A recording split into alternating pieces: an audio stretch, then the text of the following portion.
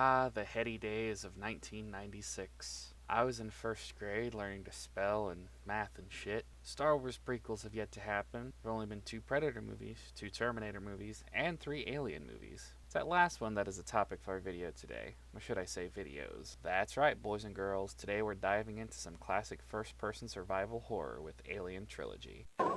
Burke, we've lost contact with the colony on LV-426. Take Gorman and his team to investigate.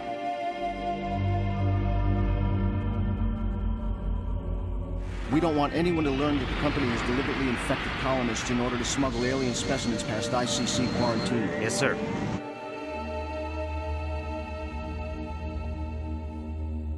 It's imperative that you get Ripley to trust you. She's familiar with the xenomorph, and we may need her help to bring one out alive. Understood.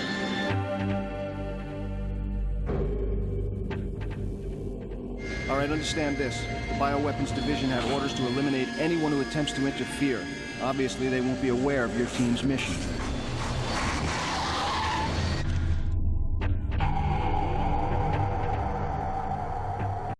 Alien Trilogy released on the PlayStation 1 in 1996. The game, much like the movies, follows Lieutenant Ellen Ripley as she fights her way through hordes of terrifying xenomorphs, as well as a smattering of human and synthetic opponents.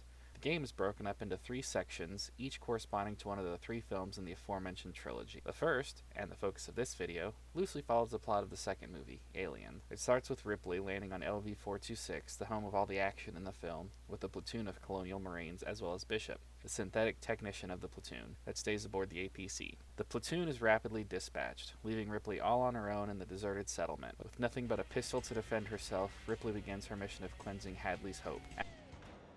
At her disposal, Ripley has all the tricks of the Colonial Marine trade: the aforementioned pistol, as well as a pump-action shotgun for close encounters, the M41 pulse rifle, a flamethrower, and the badass smart gun, able to burn through 100 rounds in 8 seconds. Ripley also has plenty of tools to help her on her mission: a shoulder lamp to illuminate dark areas, an auto mapper that automatically fills in the map, batteries for activating some switches, armor, healing items, and the motion tracker, though it now covers a 360-degree range, as opposed to the movie's 180-degree field of view.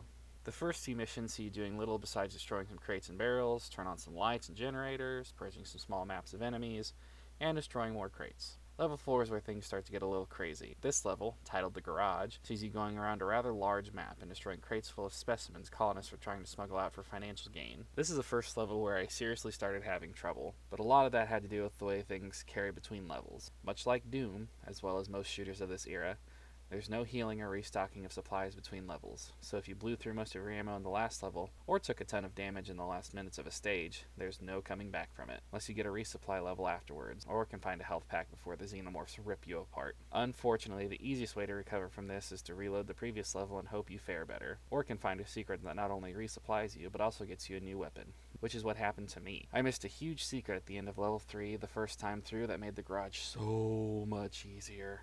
The next level introduces you to synthetics, enemies that are extremely hardy and come packing mad heat. Me equipped with a smart gun, the awesome gun from the films that tracks its enemies. Luckily for us, the gun in the hands of the synthetics lacks that particular ability, though they can unload a steady stream of hot lead in your face hole if you're not careful. But it isn't difficult to sidestep the aforementioned stream, as the controls for this game, whilst lacking analog support, does give you a strafe left and right button, making it easy to sidestep out of harm's way. From there, we make our way to the sub-level and an equally difficult stage that has not only a large quantity of facehuggers, but a lot of warriors as well, making it easy for them to swarm you. From there, you go to the sub-basement. It's dark, with very little light aside from some flickering wall lamps. The area is slowly being converted into a hive, and there are quite a few enemies here. Your goal for this is to prevent any further aliens from being made by destroying any colonists you come across that have been cocooned in the walls. After one final restocking stage, you finally come face to face with the bitch herself, the Alien Queen. Naturally, there are eggs and facehuggers all over the map. Once you clear the area of them, it's time for the final showdown. It's here that one of the biggest, most glaring problems with this game rears up. It's extremely easy to stunlock the enemies, especially when the sprite in question is about 5 times bigger than a normal enemy. If you slow your rate of fire down, you completely stun the Queen, making it easy to reduce her to a pile of steaming, acid-filled guts with no harm to Ripley. The first section, while not a 100% accurate retelling of the original movie, does hit on most of the key action scenes. My biggest complaint,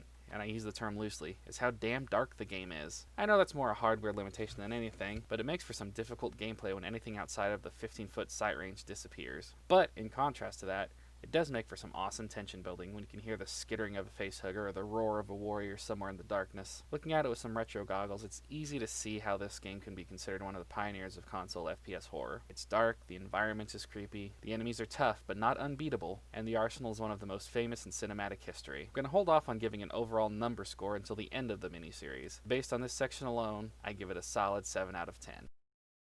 Hey guys, thanks for watching. Don't forget to like, comment, subscribe, all that jazz. Next time we face Section 2, based on the subpar sequel, Alien Cubed. Alien 3.